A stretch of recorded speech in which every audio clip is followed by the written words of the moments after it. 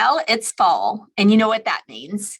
It is the official beginning of this year's NBPTS MOC season. Yay, it's open.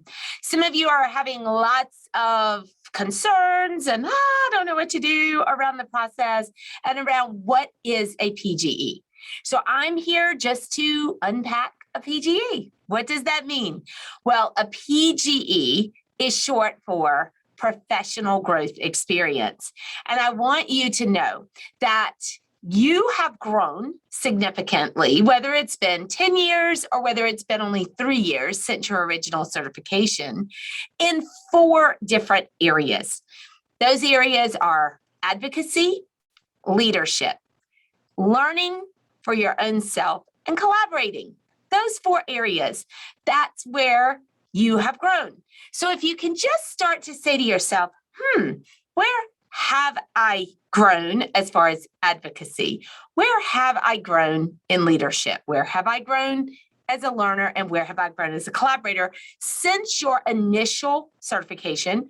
Then you're really halfway there at figuring out what your professional growth experiences have been.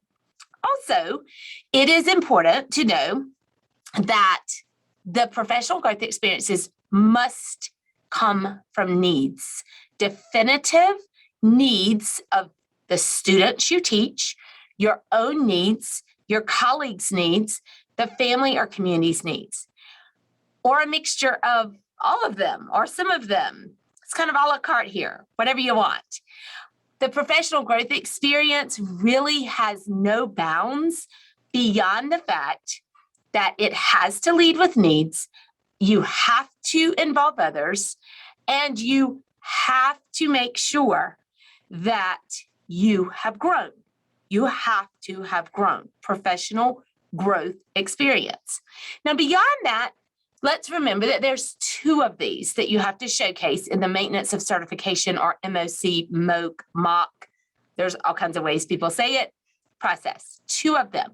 One of them must be from your current certificate specific area, or that's not true, your initial certificate specific area. And that must be linked to you deepening and acquiring more content knowledge. So for example, I'm an ECGen. So I've had to, from my second renewal, because this will be my 3rd renewal I'm going on, I'll have to talk about in one of my PGEs, it'll have to surround my growth around content for ECGen. So in my particular situation right now, my content growth has really all come along the auspice of Orton Gillingham and the work I've done with multisensory phonics-based approaches with my students. So that would be content based for me. Now, my second PGE or your second PGE could be from a completely different grade level, group of kids. It could just be working mostly with teachers, and then you're indirectly impacting their students. So that second PGE doesn't have to fall in line with your initial certification area, but the one of them does. Now, that one PGE that does, it has to connect over to component 2. So you're taking a tiny little piece out of component of that PGE that's content-based, moving it over under the microscope in component 2 and showing us exactly what it looks like in your classroom. You grew because of the needs in PGE, in the PGE. Now you're teaching and showing us your ability to teach, to assess students' learning, to understand that they are meeting goals and how your approaches are causing that.